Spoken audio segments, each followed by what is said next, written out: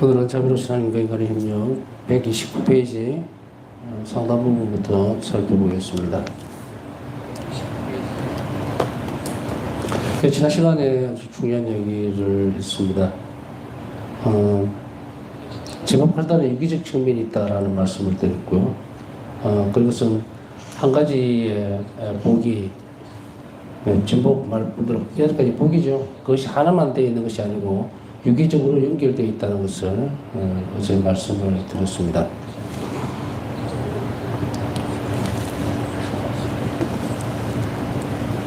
정의를 추구하지 않을 수 없고 자비롭지 않을 수 없습니다 하고 이어서 보면 마찬가지로 그리스도에 대한 사랑으로 자비로워지면 가난하고 온유하며 마음이 깨끗하고 평화를 옹호하지 않을 수 없다.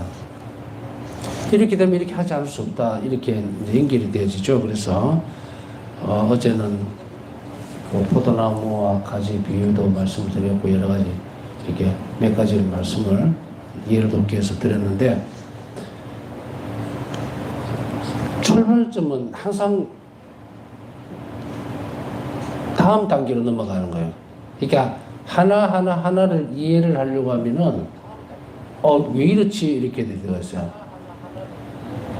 원탁의학교도 그렇고 자비학교도 그렇고 밥성의 영성에 대해서 배울 때도 마찬가지로 우리의 사고는 저도 물론 포함해서 어떻게 되어지느냐면 지난 시간에 말씀드렸죠. 기성전기로 자꾸 따져가려요. 이게 이렇게 연결되나 이렇게 연결되나 그래서 하나로 쭉 엮으려고 하는데 그렇게 하면 안 된다. 여러분들 포도나무 보신 적 있으세요? 보통은 뭐 포도를 드실 줄만 알지 나무에 직접 가서 따고 이래 보지는 않잖아요. 경험적으로 보더라도 많지는 않지만 포도나무의 모습을 보십시오. 나무 하나에 가지가 여러 개 나오는데 그게 또 보면 그 밑에 또 포도송이가 각기 열려요. 포도만 꼭 그런 것은 아닙니다. 근데 복음에서 포도나무에 대한 비유는 지방적인 어떤 부분들이 잘 드러나죠. 특산물이죠. 우리나라 같은 경우는 이제 농사를 짓다 보면 토마토도 짓고 또 뭐 하다 보면은 이런 현상들을 많이 보게 됩니다. 토마토도 보면은 한 가지에서 나와가지고 또 다른 가지를 치게 되고 이렇게 쭉 연결이 되죠.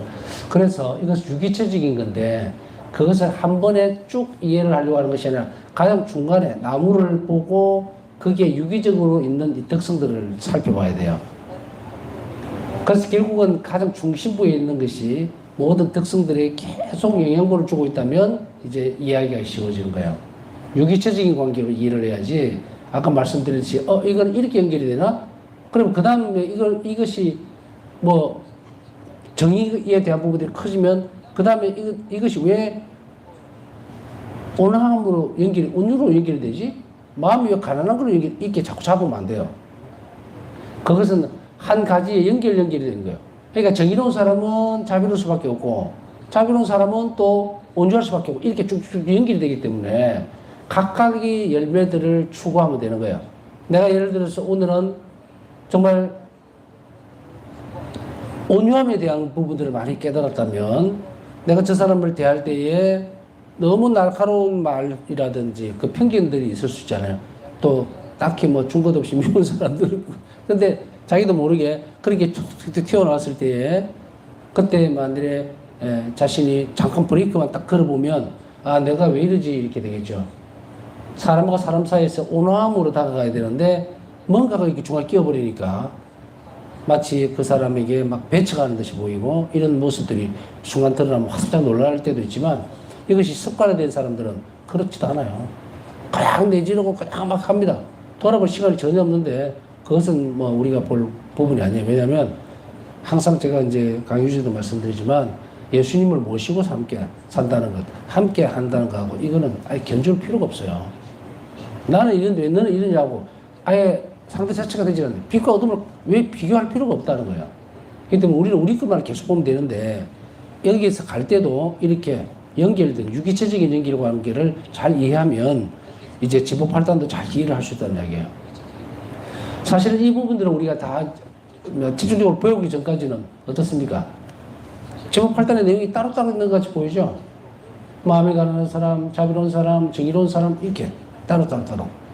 그래서 행복이라는 것이 하나로 되어 있는 것이 아니라 여러 가지 것으로 되어 있는 듯이 보이는데 여기서 가만히 살펴보면 지붕8단의 내용처럼 한 속성들이야 이게. 근데 그 안에 보면 성인들의 모습을 보면 이게 다 드러나요.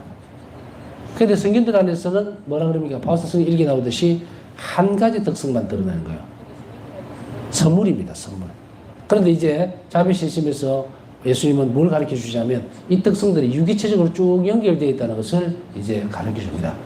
그러면 어떻게 됩니까? 이 수없이 많은 보물들을 자비신심에서는 어떻게 해요? 도구를 가지고 그걸 실로 이제 이렇게 실이 되었던 뭐가 되든 연결할 수 있는 걸로 쭉 연결해서 어떻게 합니까? 목걸이를 만든다 이 말이에요. 활용 가능한 것으로 만들어주는 거예요. 그렇게 함으로 인해서 그 원래의 모습들을 딱 돌아가도록 만드는 것이 바로 자비신심 안에서 예수님 우리에게 가르쳐 주신 거예요. 이것이 완성되어지면 얼마나 아름다우냐. 그래서 마찬가지로 그리스도에 대한 사랑이 자비로워지면, 사랑으로 자비로워지면 가난함이 따라오고, 또 가난한 사람은 뭡니까? 하나님 앞에서 겸손하기 때문에 온유해지고 사람들에게 내어줄 줄 알게 이렇게 쭉쭉 연결이 된다 이 말입니다. 그래서 마음이 깨끗하고 평화를 옹호하지 않을 수 없게 된다. 다시 말해 팔복 가운데 하나를 따르면 결국 다른 8가지 복을 따르게 된다는 이야기예요. 그러니까 그거를 뭉뚱그려서 전부 다 이해할 것이 아니라 온유한 사람은 어떻게 하는 게 온유한 것이고 가난한 것은 어떻게 가난한 것인가 이렇게 가다 보면 온유와 가난이 또 만나게 되고 겸손이 만나게 되고 또 자비가 만나게 되고 이렇게 되는 거예요. 그래서 그것을 이해하고서 이 부분들을 받아들이면 이제 참으로 행복한 것이 무엇인지를 완전하게 알게 되죠. 자, 어떤 사람이 가난한 정신으로 살아요. 나는 가난한 것으로 정말 하나님 앞에 별 볼 일 없는 그런 존재로서 자꾸 내려가다 보면 어떻게 됩니까? 하나님 앞에 내가 별 볼 일 없는 이 모양에도 불구하고 하나님 자비를 입고 있는 것을 알게 되면 다른 이들에게 함부로 못합니다. 내가 얼마나 은총을 많이 받고 은혜로운 사람, 내 같은 사람도 이렇게 받고 있는데 내가 어떻게 저 사람을 그렇게 할 수 있어요? 자격지심이 아니고 사랑받는 사람의 태도는 바뀝니다. 우리가 이렇게 보면요. 아이들도 그렇고 심지어 집에 있는 동물들도 마찬가지고요. 사랑을 많이 주면 바뀌어버립니다. 얼굴이고 표정이고 뭐 전부 다. 여기서 뭐 더 확대해서 식물에게도까지 간다는 뭐 그런 것도 있지만 그렇게까지 볼 필요는 없고 일단 그냥 표면적으로 드러난 모습만 보더라도 사랑은 이토록 사랑을 바꾸는 거예요. 아주 변화가 된다. 사랑을 가지고 있는 사람은 감출 수가 없어요. 뭐 다 기억은 안 나지만 웃음과 그 사랑은 받는 것은 또 주는 것은 감출 수가 없다고 그러죠. 여기서 사랑이라는 것은 단어를 제가 말씀을 드렸지만 받느냐 주느냐의 문제가 아니고 이 두 개 다예요. 주는 것도 너무도 행복하고 받는 것도 너무도 행복한 거예요. 그렇기 때문에 우리가 그러나 받은 사랑을 내가 행복으로 돌려놓기 위해서는 뭐 해야 되냐? 내놓아야 돼요. 그것만 분명하게 하면 돼요. 진법팔당의 전부 내용을 보면 주는 법이에요. 다 주는 연습입니다. 온유해야 된다, 가난해야 된다, 전부 주는 연습이에요. 우리는 역으로 얘기하면 불행한 사람은 자꾸 끌어모으는 사람이에요. 자기 자존심, 뭐 정말 뭐 물질적으로 너무 가난한데도 불구하고 탐욕이 있으면 이 사람 가난한 사람 아니에요. 그래서 어떤 그 사람들 이런 모습들을 볼 수가 있죠. 어떤 때는 있을 때 먹어야 되니까 정말 배가 탈이 날 정도로 엄청나게 먹고 그 다음에 또 쫄쫄쫄 굶고 이런 사람 어때요? 목숨하고 관련되어 있기는 합니다만은 이때가 아니면 내가 먹을 기회가 그렇게 빨리 자주 안 오니까 마음껏 탐욕이죠. 결국은 탐욕이에요. 그러나 그것은 비난할 수 있는 탐욕은 제가 볼 때는 안 되는 거예요. 너무 없으니까. 그냥 얘기를 삼아서 하는 거지 그런 쪽의 탐욕보다는 가난하지만 자꾸 아끼는 거는 좋지만 지독하게 아끼는 것, 그게 집착해버리는 거, 이런 것들을 얘기했죠. 자, 다시 들어가서 지금 8단의 내용들이 바로 이런 부분들이에요. 그러니까 우리 어떤 한 성인을 충실하게 따르게 된다면 그 성인의 특성 외에 또 다른 걸 배워야 하면 정상이에요. 대체로 자비신심을 이렇게 가르치고 발사성 영성에 대해서 가르치다 보면 어떤 부분들에서 약간씩 이렇게 그런 것들이 보이냐면 나는 프란치스코 성인의 영성만 따라가겠다. 난 다른 거 필요 없어. 옳은 거 아니에요, 그거. 오늘 분명하게 드러나죠. 진묵 8단의 내용은 특성들은 연결이 되어 있습니다.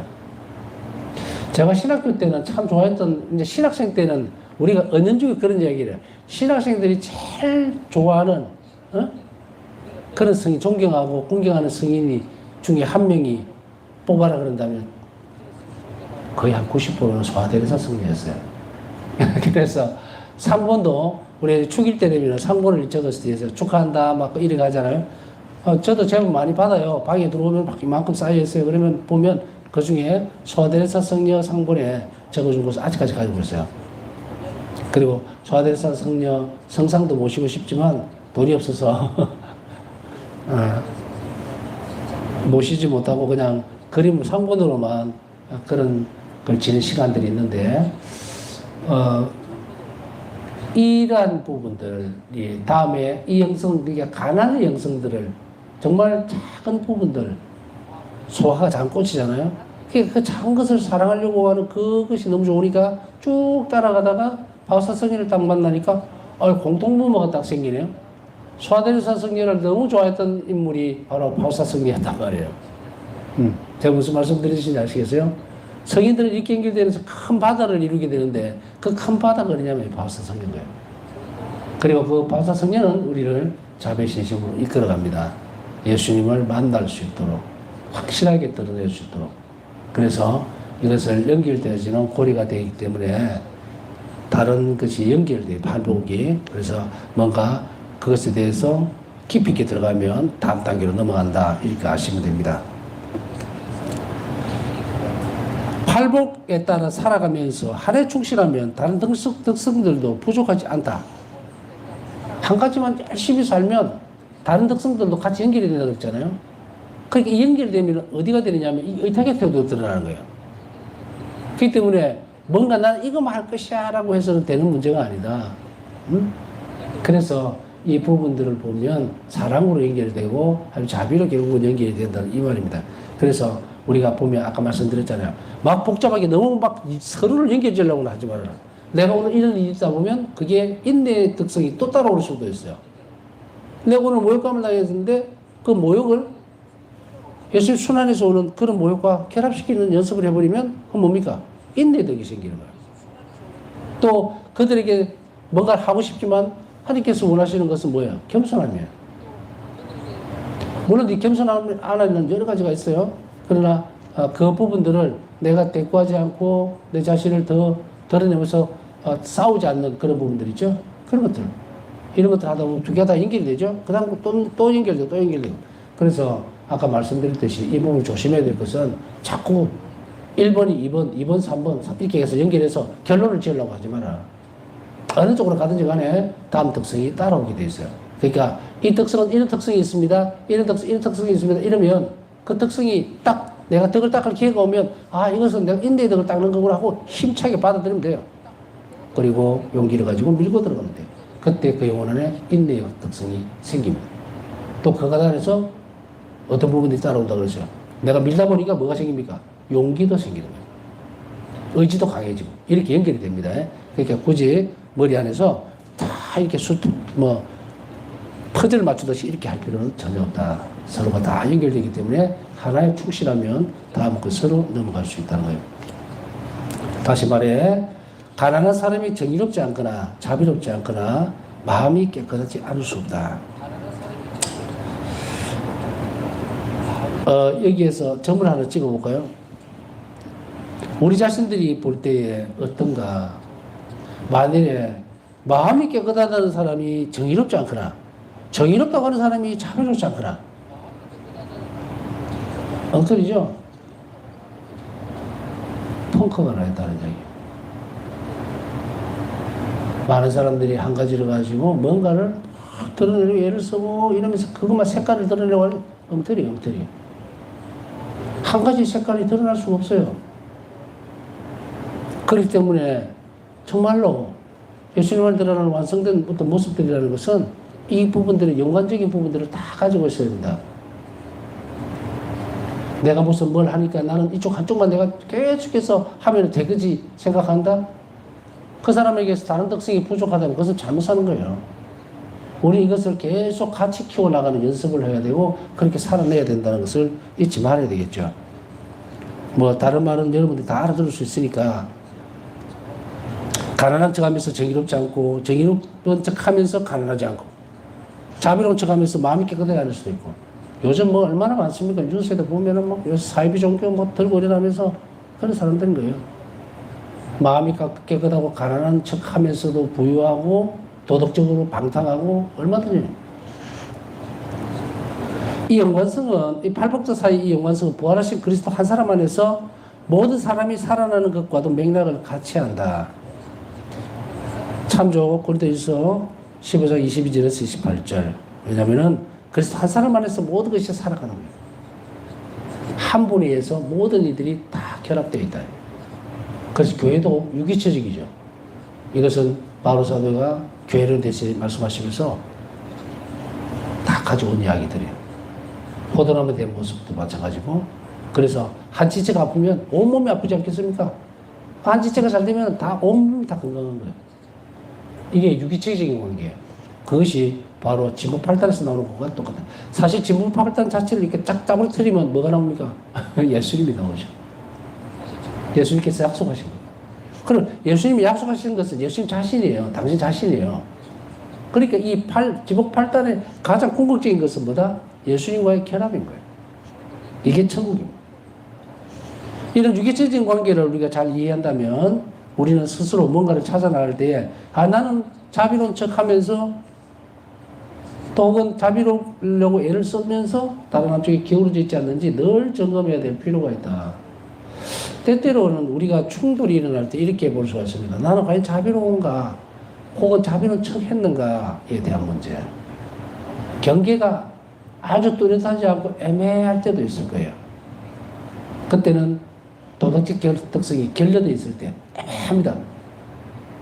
차라리 대신덕같이 신망의 산덕같이 그냥 딱 고청화되어 있으면 뭔가 또렷하게 드러나는데 대신덕의 경우에는 아주 애매해요.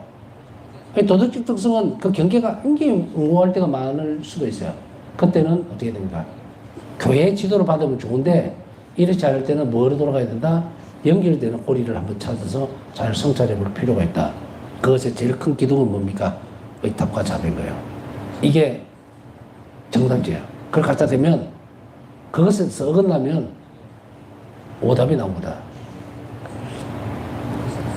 팔복을 따르는 보상으로 받는 선물은 행복이라는 하나를 가리키지만 그 행복에는 여러 측면이 있다. 우리가 행복하다는 것은 무엇을 이야기하는가? 우리는 팔단, 참된 복에 대해서 계속해서 보상은 선물은 행복이에요.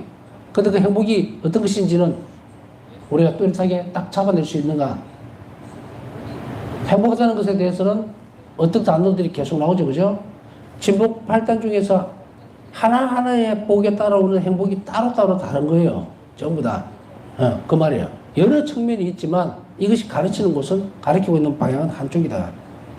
그래서 사랑의 정신으로 팔복을 받아들이면 인간은 더욱더 자유롭게 되는 동시에 여기에서 인간의 자유로움에 대한 부분이 나옵니다. 왜 자유로울까? 사실은 우리는 살아가면서요, 행복해지기 위해서 여러 가지 많은 것들을 끌어옵니다. 이렇게 하면 행복해지지 않을까? 이 문제가 해결되면 행복해지지 않을까? 좀 더 건강하면 행복해지지 않을까? 여러 가지 것들을 계속해서 가져옵니다. 그런데 이것이 뿌리가 없는 나무와 같은 거예요. 하나가 채워주면 하나가 새고, 하나가 채워주면 하나가 새고. 우리 안으로 들어올 수가 없는 거예요, 이게. 왜냐하면 방향이 틀렸다. 어떤 것도 세상 속에서 행복을 끌어놓을 수 없다는 것을 우리가 인지할 때, 하나님 앞에 인정할 때, 그래서 하나님 주시는 행복, 그걸 찾아가려고 애를 쓸 때, 그때 인간은 뭐다? 완성되어지면서 참된 행복을 누릴 수 있는 거예요. 지금 우리가 가지고 있는, 자, 잠깐 뒤집어서 여러분들 지금 오늘, 묵상하면서 잠깐 생각해 보세요. 나는 정말 어떤 행복을 바라고 있는 건가? 이 행복이 구체적이어야 하며, 어떤 사람들은 이렇게 꿈을 꿀 때 있어요. 나는 돈만 많으면 너무 행복한 것 같아. 그런데 돈이 갑자기 오늘 엄청난 많은 돈이 들어오면서 나는 조금 이따 죽어야 돼. 이게 무슨 드라마입니까? 아니거든요. 그러면 과연 그 돈이 내한테 행복이었을까? 응? 이런 경우 수들이 너무 많이 있으니까 우리가 머릿속에서 만들어내놓은 행복의 가치 같은 것은 아예 버려버려야 된다는 거예요. 버려야 된다. 그러면 일찌감치 겸손하게, 겸손함이라는 제일 첫 발자국을 딱 뗄 때는 방향 전환이 어디로 가야 되냐면 하느님 없이 나는 아무것도 알아낼 수 없다는 거예요. 행복이 뭔지조차도 인간은 모릅니다. 그저 이래보니까 좋더라, 이래보니까 입에 달더라, 그런 거 하다가 또 코피 터지고 또 넘어졌다가 일어났다가 또 그 죽을 만큼 일이 있다가 또 일어나, 계속 그러죠. 우리 영성생활을 하거나 신앙생활의 제일 첫 번째 발자국은 나는 별 볼 없는 인간이라는 거예요. 하나님 없이는 아무것도 알 수 없고 아무것도 알 수 없는 그런 존재라는 걸 고백해내야 진법팔단이 진리라는 것을 알아듣는다고. 얼마나 엄청난 선물입니까? 사실 여러분들이 세례를 지금 안 받았다면, 진법팔단이 뭔지도 모른다면 얼마나 불행한 사람으로서 살다가 그냥 먼저 돌아가 버린 거예요. 그런데 우리는 이미 무엇이 참으로 너를 행복하게 해줄 것이다 라고 딱 제시를 해주셨죠, 예수님이. 이 범주를 벗어나는 것은 없어요. 진복 9단이 있거나 뭐 진복 11단이 있거나 없습니다. 압축시켜놔서 딱 제시를 해줬어요. 선언이거든요. 선언. 인간은 이 8가지 복 안에 참된 하나님이 계시는 거예요. 그걸 이만큼 뚜렷하게 복음에서 이미 제시해주고 있는데 불구하고 우리 어디를 그렇게 돌아다니는지 참. 이제 다시금 바울사 성령에게서 예수님께서 강조를 하시는 거예요. 다시금. 대신에 뭘 가르쳐 주시냐면 이 8가지 행복의 참된 가치에 대해서 가르쳐 주시는 거예요. 신학적으로 정의는 내려져 있을 거예요. 그 부분에 대해서 진법할 때 대해서 또 보면 마음이 가난하다면 신학적으로 마음이 가난한 사람 어떤 사람이 어떻게 해야 되고 뭐 쭉 나오죠. 그러다 그 가치 전체가 어디로 향하고 있는지에 대해서는 따로였다면 이제 자비신심 안에서 예수님은 뭘 가르쳐 주시는 거예요? 바울사성을 통해서 이 8가지 복이 하나로 되어 있다는 것을 딱 가르쳐 주시죠. 그러면 우리한테 확 와닿습니다. 이제 이 8가지의 진법팔단의 내용은 내 삶의 모든 것으로 방향 지어져야 돼요. 왜냐하면 이것이 내 활동의 전부라면 마음이 가난하다면 다른 사람이 온유할 수밖에 없어요. 마음이 온유한 사람은 자비로울 수밖에 없고 그 안에 행동할 수 있는 지침들이 얼마나 안에 많이 들어있습니까? 그러면 살아내면 되거든요. 이제 더 이상 뭘 어떻게 해야 됩니까? 뭐 어떻게 해야 됩니까? 그런 소리 하지 말고 해서도 안 돼요. 모르는 사람은 어차피 모르게 되어 있지만 알아들었으면 이제 들여다보면서 그 길로 가야 돼요. 앉아가지고 계속 뭉개고 있으면서 어쩝니까 해봤자 그대로 살아가는 거예요. 그래서 아마 지난번에도 한 번은 그 말씀 드렸나 모르겠지만 신약에 살면서 구약의 사람처럼 살고 있습니다. 많은 신앙인들이 참 안타까운 일이니까 이제 정말 정신 좀 차리고 신약의 사람으로 돌아오도록 참된 그리스도인으로 돌아오도록 만들어야 되는데 그렇게 하기 위해서는 이제 이 부분들을 하나하나 선별을 잘 살펴봐야 된다. 이제 우리는 우리 자신들이 묵상하거나 하고 삶을 살아가면서 주님 어떻게 하면 행복해질 수 있습니까? 라고 묻지 마라. 이것만 해결해드리면 행복해지겠습니다라는 말도 하지 마라. 이미 예수님은 8가지의 참된 복에 대해서 선언을 해 주셨어요. 선포를 했단 말이에요. 그러면 말 그대로 십계명처럼 그걸 그대로 살아내야 돼요. 그 정신으로 살아내고 그 태도로 살아내야 되는데 그게 뭐다? 지금 배우고 있잖아요. 가난한 사람 어떻게 살아야만 참으로 행복한 사람 되고 온유한 사람 어떻게 해야 행복한 사람 되고 연결고리를 쭉 다 가지고 있으니 우리는 그때그때마다 모든 일들을 그렇게 실행해 나가면 된다는 이야기입니다. 자, 한 가지 특성을 가운데에서 우리가 뭔가 이렇게 하면 행복할 겁니다 라고 얘기하는 뚜렷한 기조가 없었다면 이번에는 확실하게 해야 되겠다. 우리 그리스도인이 추구하고 있는 그리고 살아내야 되는 가장 행복한 길은 이 길밖에 없다. 이 복이 참된 복이 내 복이 되려면 이게 행복인 거예요. 이제 우리는 누구에게 이야기할 때도 나는 가난함으로 인해서 행복해질 거야. 나는 자비로움으로 인해서 행복해질 거야 라고 분명하게 내 안에 새겨놔야 돼요. 괜히 쓸데없이 사람들끼리 모여서 야 돈만 좀 있으면 참 행복하겠는데 그죠? 아우 나 요즘 뭐 어디가 안 좋은데 이것만 좋아지면은 정말 펄펄 날아다니고 신나게 막 골프도 치고 다니라. 아우 이제 살 낙이 없어.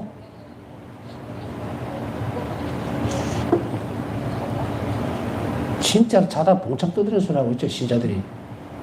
그리스도인이라는 사람들이 이미 선포되어 있는 이 참된 행복을 놔둬도 이게 얼마나 귀한 보물인지도 모르고 세상 살아가는 사람들은 이거 들어보지도 못했어요. 예? 본 적도 들은 적도 없이 예수님께서 바우스 성령에게 자매 시집에 대해서 가르쳐 주시면서 뭐라고 말씀하셨는가? 자, 이제는 성세에서도 드러나지 않았고 이 세상 안에서도 창조 때도 드러나지 않았던 하나님 자비에 대해서 지금부터 내가 너에게 가르쳐 주겠다. 선포해라. 본 적도 들은 적도 없는 하나님 자비. 저는 이 대목을 딱 읽을 때 아주 그냥 살이 쫙 떨리는 거예요. 내가 도대체 무슨 복이 많아서 뒤집어 보면 거의 사제생활 하기 훨씬 전에 보면 거의 뭐 37, 8년 그죠? 태어나서부터 옛날 이게 시계를 돌려보면 그 전까지도 몰랐던 거예요. 신앙생활 열심히 하고 신학교 교육 열심히 하고 다 했는데도 불구하고 모를 수밖에 없었잖아요. 근데 그걸 가르쳐 주니까 너무 엄청난 마치 쓰나미가 오는데 그 앞에 딱 서서 꼼짝도 못하는 그런 느낌이 들어요. 저 거대한 한 자비가 나를 덮친다? 보도 듣도 못했던 것. 정말 엄청난 시대에 살고 있구나라는 생각을 했었고 지금도 마찬가지예요. 여러분들도 밭에 묻혀있는 보물이 아니라 이제 수면 위로 올라와 있는 보물이에요. 묻어나서 안 보였다면 이제 다 비가 와서 보물이 다 드러나 버렸어. 그럼 누가 가져가느냐? 지금 우리의 삶이 팍팍하고 불행하다고 얘기했던 사람이라면 전부 다 내려놔야 돼요. 지금까지 내가 살아왔던 삶은 불행한 삶이 아니고 삶 자체가 아니야. 하느님 없이 살아온 삶이기 때문에. 그러면 이제 공평해졌죠. 이제 행복해질 수 있는 것을 딱 내가 발견했으니 이제 더 이상 내 중심이 아닌 내가 추구하려고 했던 방향이 아닌 이제 주는 그 방향으로만 가면 된다 이 말이에요. 이게 진보팔단이에요. 여러분들이 진보팔단의 내용을 잘 살펴보면서 아 이게 정말 내 행복이구나. 주님께서 나에게 이렇게 큰 행복의 길을 8가지나 열어주셨구나라고 진정으로 받아들인다면 여러분 내일부터 삶이 완전히 다 뒤집어진다고. 바뀔 수밖에 없어. 행복이 가치 자체가 바뀌어버리면 지금까지 불행하다고 느꼈던 그냥 신기로예요. 신기로. 없어져 버린다고. 그러니 이제 우리는 이러한 행복의 여러 측면들을 보면서 들어가야 돼요. 문자로 있는 것이 아니라 살아있도록 움직여야 됩니다. 많은 사람들이 나는 불행해, 나는 너무도 힘들어, 나는 성당에 가도 누구도 나를 안 알아봐주고 그리고 내 길을 내가 어디로 가야 되는지 아무도 가르쳐주지 않아, 관심도 없어 라고 해서는 안 된다. 1대1 관계에서 내 행복은 내가 나가야 된다고. 내가 행복해짐으로 인해서 다른 사람도 행복해질 수 있다는 그것을 분명히 해야 돼요. 제가 여러분들에게 이게 진보팔단을 가르치면서 이 엄청난 보물을 여러분들이 왜 이렇게 엉망진창으로 만들고 있나 내가 안 가져가는 거예요.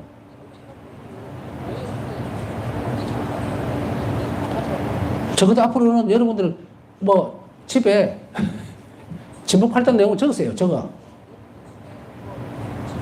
수험생들이 머리에 띠 매고 요즘은 뭐라고 얘기해요? 옛날에는 하여간에 고등학교 3학년 때 치는 거죠. 수능 D-4 며칠, 고생 끝 행복 시작. 옛날에 우리나라에 또 보면 가훈, 학교 가면 급훈 이런 거 있잖아요. 이제 내 영혼 안에, 내 마음 안에, 그리고 내 시야 안에 하나님께서 이렇게나 훌륭한 내가 참 행복해질 수 있는 길을 벌써 이렇게 가르쳐 주셨다는 것에 대해서 얼마나 엄청난 행복이라는 것을, 그런 복이 있다는 것을 알아들어야 돼요. 그것만 추구해 나가면 된다고? 근데 추구하는 방법을 잘 모르니까 지금부터 쭉 배우면 되는 거고. 그래서 여러분들이 하나하나 실행에 나가기 전에 사고 자체를 바꿔야 된다. 그리고 은총을 청해야 된다. 그래서 사랑의 정신으로 팔복을 받아들이면서 인간은 더욱더 자유롭게 된다는 말은 이제 8가지의 참된 복이 내 목표가 되는 거예요. 그 목표 끝에는 인격계 물론 예수님 계시죠. 그래 되면 자유로워진다는 거예요. 자유로워진다. 우리가 얼마나 많은 것에 매여 있습니까? 고민하고 내일 무슨 일이 어떻게 해야 되나? 내일 뭐는 어떻게 해야 되나? 뭘 계획을 세워야 되나? 여기에 최선을 다할 때는 그 모든 일들이 잘 흘러갈 건데 얼마나 자유로우게 돼요. 동시에 더 깊은 가치를 지니게 됩니다. 그 정신을 받아들이는 순간에 더 깊은 가치를 가지고 살게 돼요. 하느님이 주시는 것이기 때문에 인간을 위해서, 특히 나를 위해서 라는 말을 자주 쓰죠. 나를 위해서 마련해놓은 그 복, 그것에 내가 가까이 갈 때, 그걸 실행하고 획득하려고 할 때 그때에 엄청난 가치를 가지게 된다. 지니게 된다. 그것만이 가치 있는 일이다. 그 덕분에 하나님과 더 긴밀히 협력할 수 있으며 자기 완성을 이룰 수 있다. 지법 8단은요, 내가 행복해짐으로 인해서 행복해진다는 것은 그냥 획득하고 가지고서 만족되어지는 것이 아니라 우리를 완성시키는 것이 이 부분이에요. 참된 복이 나를 완성시키는 거예요. 왜냐하면 그 복에 이르게 되면 예수님 만나는 거예요. 하나가 되기 때문에. 그래서 자기 완성이란 결국 우리가 인격적으로 뭐 뛰어난 사람 되고 그게 아니에요. 우리 완성은 예수님과 하나가 되는 거예요.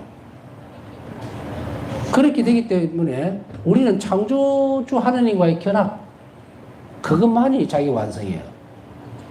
뭐 가다가 뭐 그만두고 뭐 다른 특별한 어떤 것을 쌓아서 공로를 쌓아가 되는 그런 게 아니고 그분 안으로 들어가야 되는 거예요.